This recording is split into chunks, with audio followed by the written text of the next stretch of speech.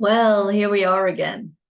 Today I want to tell you about our Blue Hearts project because we've done so many projects over the years, but now we have sea projects and coastal projects. So what are we doing?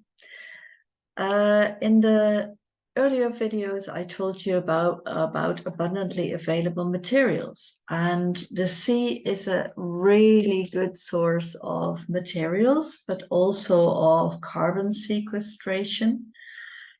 So when you would grow seaweeds and seagrasses and everything, it absorbs carbon 20 times more than land forestation. And although I've been busy a lot in food forestry and permaculture and everything in that respect, farming, at this moment we're really busy with immersion in the sea. And I love it because I love redesigning tourist areas economically with the locals in the lead, because that's always very important, that we do not drive the locals away, but that they really can decide what they want to be in their own area. And that's when the sea projects came on my path.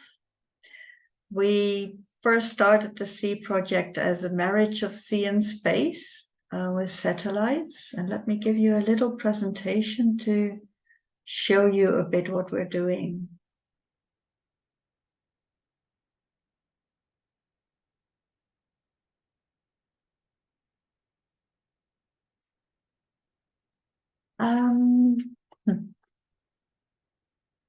Mike and I are both, well, dolphins. We love sea.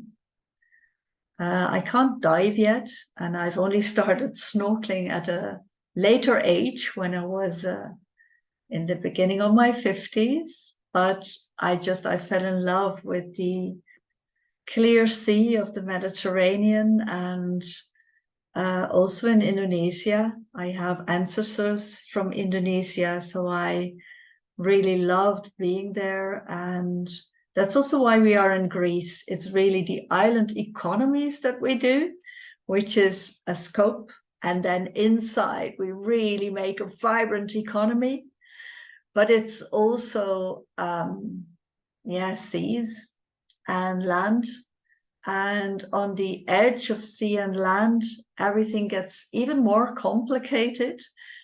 But water, if you understand water, you understand regeneration, you understand biomimicry, you understand systems, you understand everything, because it flows and it seeps and it goes where the easiest way.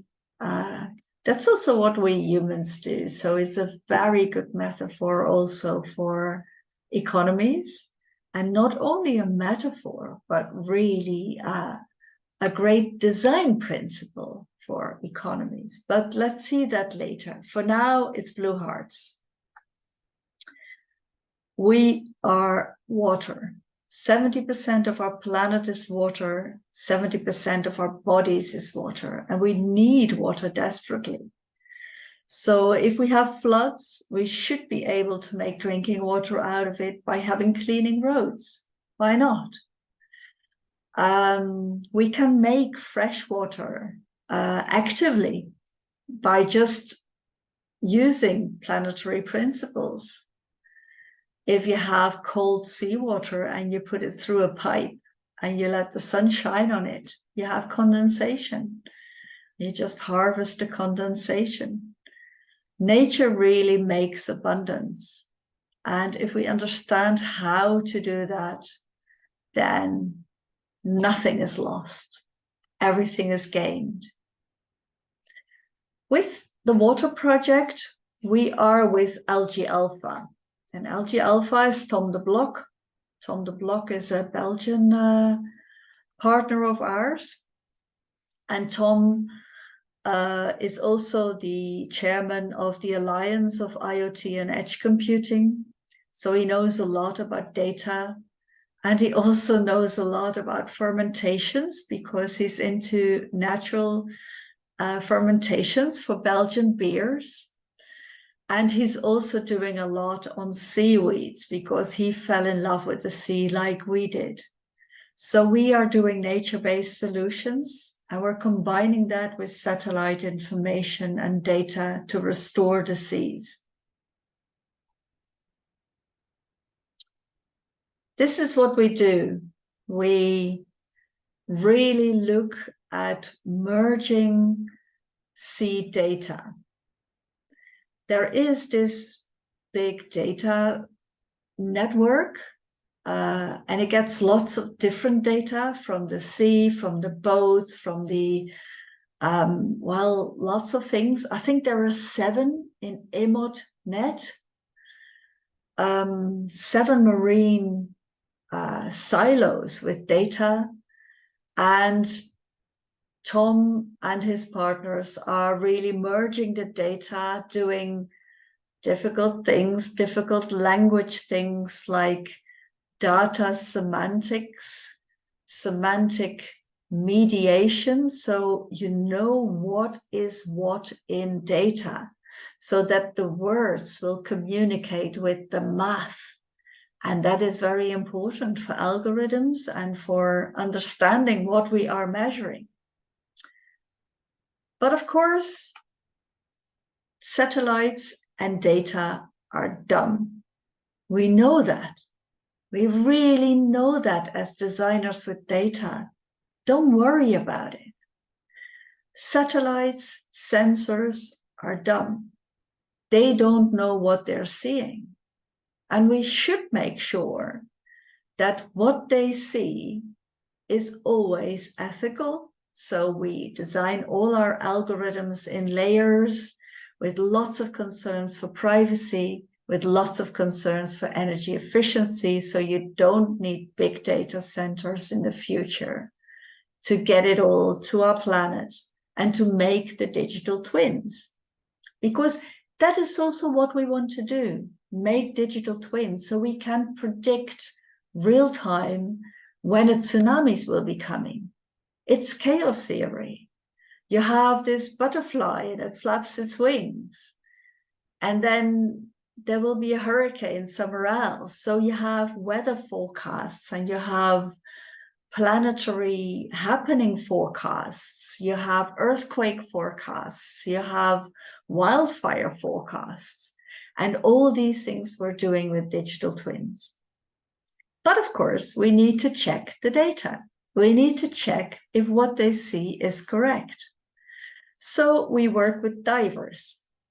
And at this moment, I'm really making big lists of diver schools in all of Europe. And then we work with the divers, and the divers make, they tell us where the degraded areas are because they know they can do that together with all their diving and eco, and yeah, they blue hearts really understand our planet. City people mostly don't, but divers, boating people, they feel the water and the planet. They're immersed in the planet more, it seems. So we work with divers and they tell us where the degraded areas are, and then we use the satellite data to restore these areas and to also help the seaweed farmers grow seaweed. In future, we will have like autonomous seaweed platforms, and we might even fuel boats with seaweeds. It's oils, so that's really not a problem. Here you see how we do it. We look at really the sea farming, what we can make in the sea, what we can harvest in the sea as well. Sargassum, for instance, is a seaweed that really blooms and makes big trouble, so we have to harvest it. But then we can make energy out of it. And we can use it even on the boats already. So things like that will be really making a good future.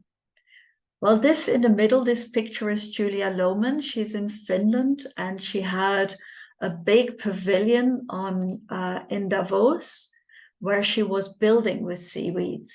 Seaweeds are, of course, very nice membranes, and you can do a lot with it. We do food, feed, fertilizers, fibers, and fashion. We love to have fashion out of seaweed. Why not?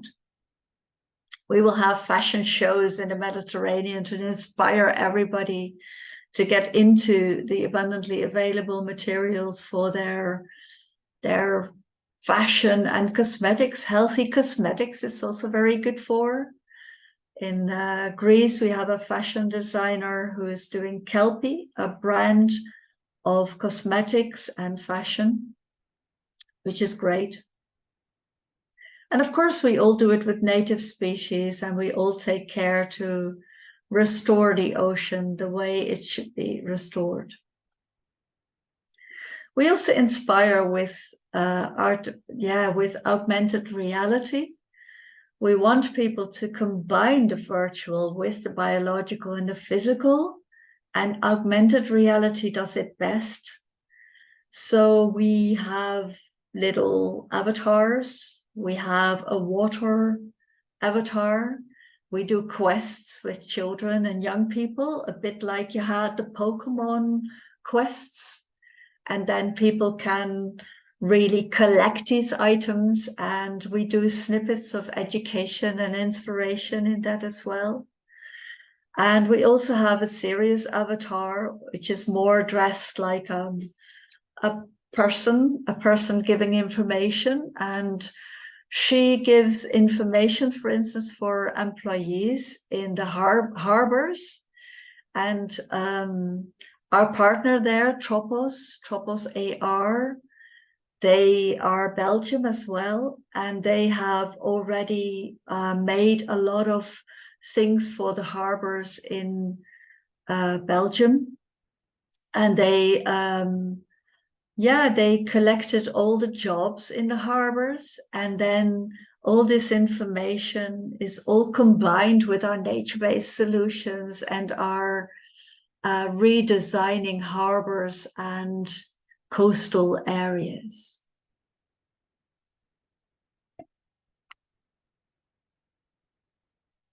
Well, now again, you know a bit more about what we're doing in our daily lives and how we are really redesigning systems.